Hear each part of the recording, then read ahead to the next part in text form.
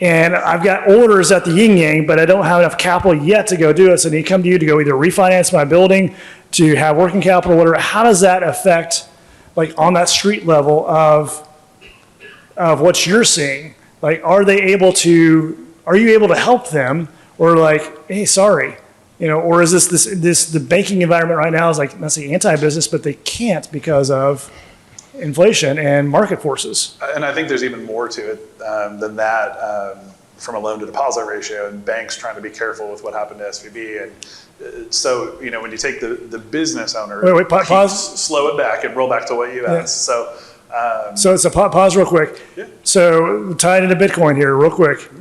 Do you guys count Bitcoin as a reserve? No, it's so crazy. You can't get a mortgage. You could have like $10 million worth of Bitcoin and you can't get a mortgage. Yeah. Do you ever foresee a time when Bitcoin will be collateral for a loan? Absolutely. Yes. Absolutely. Yeah. Actually, BNY Mellon was recently given an exception to the rule that banks can't custody Bitcoin. There's been this rule, I can't remember the name of it. It's a banking regulation that banks can't custody Bitcoin. They were just given a carve out, which is, again, this insider dealing that happens in DC. But banks are actually the perfect vehicle for helping people with custody. I know that you know that custody is kind of a pain in the butt. And like custodying Bitcoin is going to be something that everybody needs to be able to do.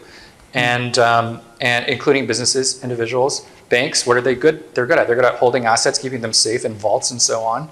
And then they're good at making loans against assets. Banks are perfect for that. They just need to, and actually banks, they have, like as we're hearing, their business model is like not that compelling, right?